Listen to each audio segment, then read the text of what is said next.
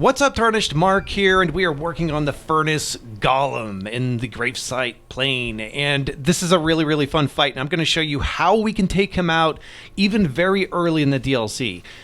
So what we're going to do is we're going to stay mounted on Torrent for this whole fight, and it makes getting to him, you might get hit, that's fine.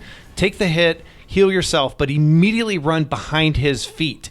So when you do that, he's going to start stomping the ground, right? So when he lifts his foot, we're going to jump over the shockwave, not the foot. So wait for the foot to slam down and just wait a beat and then jump over the shockwave.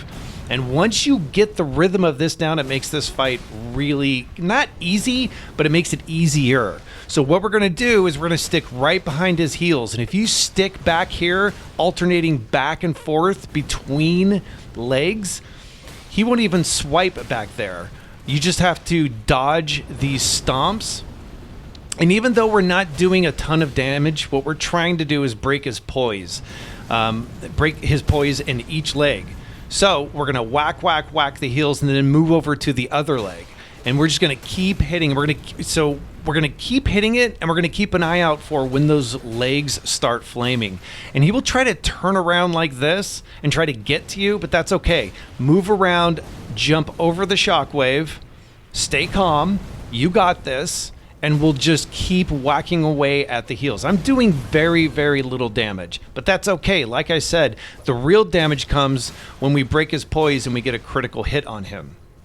So keep moving around, keep whacking away, watch your stamina. Now, when both his legs fire up like this, we are going to gallop away very quickly because there's a big shockwave, but also there's a huge fire, like an explosion from his heels, and it does a ton of damage. So you can't stay close to him. So run away, wait for him to land, jump over the shockwave, and then get back in there and start whacking away at those heels again.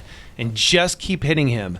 And eventually, you will break his poise, and he will fall to the ground basically like this. So sometimes his head falls to the left, sometimes to the right. That's okay.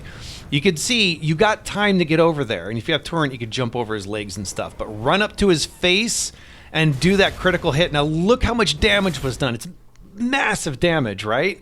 So you really only need to do 2 critical hits. So as soon as you perform that critical hit, run back to his feet and start whacking away at those heels, being sure that you're staying behind him. Now, again, here comes the huge shockwave. We're going to run away, and then we're going to go back in and jump over that shockwave and try to stay behind him constantly. Now, when you get his health like below 40%, he's going to start doing this jump more often, but that's okay. We got this. We're going to jump over, and look, I got hit. Torrent died. I left this in here because I wanted you to see, even if you make a bunch of mistakes, you could still pull it off. You could still win this fight. But just be sure you stay on Torrent. Even if Torrent goes down, you know, sacrifice another pot to summon him and stay on him. It is tricky because he turns around and stomps, and sometimes the stomps come when it appears to be like off screen like that. It becomes really hard to judge the shockwaves. That's okay. Heal up, get back on Torrent, and jump over those shockwaves. And probably like the biggest key here is managing your stamina properly, and obviously your health. But also stay calm and stay patient. It's probably going to take at least a couple battles of trying this strategy for it to work.